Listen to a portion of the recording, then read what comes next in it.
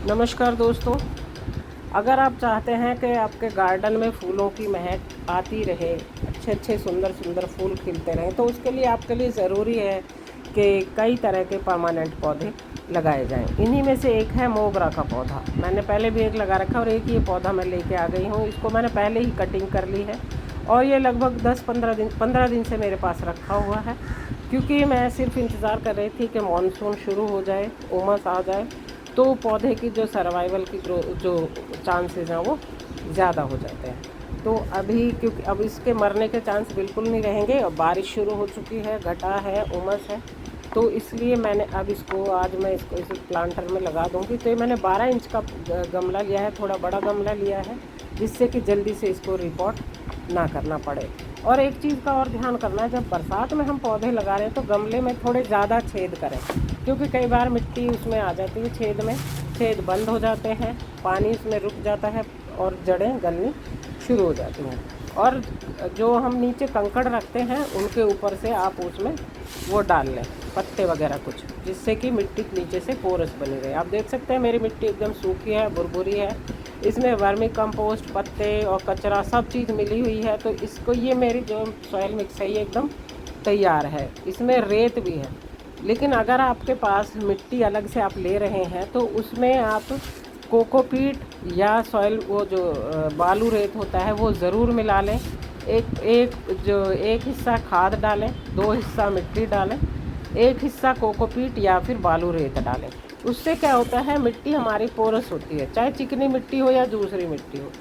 तो सभी मिट्टी जो होती है थोड़ी सी चिपचिपी तो होती हैं, अगर आप उसको तो रेत अगर हम मिला देते हैं तो वो ज़्यादा पोरस हो जाती है, भुरभुरी हो जाती है। तो उसमें हमारा जो पौधा होता है उसके पानी के रुकने की संभावना कम होती है और पौधे की जो जड़ें हैं वो अच्छे से चलती हैं, गलती नहीं है। तो ये मेरी तो जो सॉइल मिक्स है ये एकदम मेरे पास तैयार है। 2 पौधों के लिए मैंने इसको तैयार पहले ही कर रखा है। और एकदम इसको मैंने लगभग 10 दिन तक धूप में सुखा भी लिया था, अभी जो गर्मी में हीट वाली जो वेव चली थी उसमें, जिससे कि इसमें किसी भी प्रकार के जैसे नीमेटाइड्स हैं या कोई और दूसरे कीड़े मकोड़े हैं हार्मफुल जो जड़ों को नुकसान पहुंचाते हैं वो ख़त्म हो जाए। तो आप देख रहे हैं कि बिल्कुल ड्राई मिट्टी है। तो अब इसके चारों तरफ मैंने ये मेरे पास एक पड़ा हुआ था एलोवेरा का छिलका, वो डाल दिया है, एलोवेरा के जो वो टुकड़ा, और इसके चारों तरफ जितनी जगह हमें रखनी है वो इसके चारों तरफ मैं उतनी मिट्टी भर दूँगी अच्छे से। ऊपर तक मिट्टी भरनी है, मिट्टी थोड़ी ज़्यादा गमले को ऊपर तक भर देना है। सिर्फ 1 इंच या 2 इंच, आप 1 से 2 इंच तक आप पानी के लिए, जिससे कि पानी हम डालेंगे और खाद भी डालेंगे, लड़ाई गुड़ाई करेंगे, तो फिर जो है वो मिट्टी बाहर ना गिरे, उतनी जगह बचाएंगे। तो काफ़ी मिट्टी इसमें मैंने भर दी है, क्योंकि नीचे ज़्यादा पत्ते भी नहीं हैं तो सेट होकर भी ज़्यादा नीचे नहीं जाएंगी। बड़ा गमला है और बहुत आसानी से इसमें ये पौधा मेरा हो जाएगा। तो ये इसमें मैंने मिट्टी पूरी भर दी है, बाकी कुछ और बाद में डाल दूँगी। और अब ये पौधा जो है मैं इसमें लगाने का जो है पूरे लगाने के लिए गमला पूरा तैयार है। देख सकते हैं आप, इसमें कचरा है, सारा गल चुका है, काला हो रहा है, तो इसमें मुझे किसी और खाद की अभी फ़िलहाल ज़रूरत नहीं है। और गर्मी में हमें बहुत ज़्यादा गोबर खाद नहीं मिलाना चाहिए, नाइट्रोजन रिच होता है और हीट की वजह से वो कई बार अंदर अंदर गर्मी कर देता है और हमारे पौधे की जड़ें गल जाती हैं। कई बार पौधा ज़्यादा खाद देने से भी गल जाता है। ज़्यादातर पौधे के गलने का कारण होता है ओवर वाटरिंग। बहुत ज़्यादा पानी जब हम लगातार दे देते हैं और उसमें पानी में खड़ा रहता है तो उससे जो है जड़ें गल जाती हैं।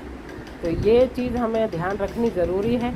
और ये मैं निकाल लूँगी, क्योंकि बहुत छोटा सा इसमें थोड़ी सी मिट्टी में इन्होंने लगा रखा है, नर्सरी में जलाई है, तो मैं इसको निकाल के अब इसकी, क्योंकि जड़ें भी बाहर आ रही हैं, तो अब से पहले ही इसको लग जाना चाहिए था, लेकिन मैंने इसको इसीलिए नहीं लगाया क्योंकि गर्मी में थोड़ा सा जल्दी से पौधे सर्वाइव नहीं कर पाते।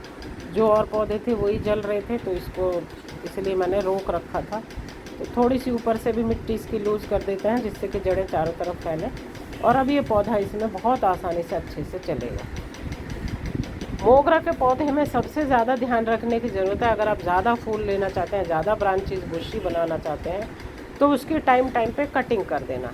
जैसे ही फूल आते हैं आप उसकी कटिंग कर दें। ये देखिए इसमें चौक भी है, तो ये मिट्टी में सब कुछ है।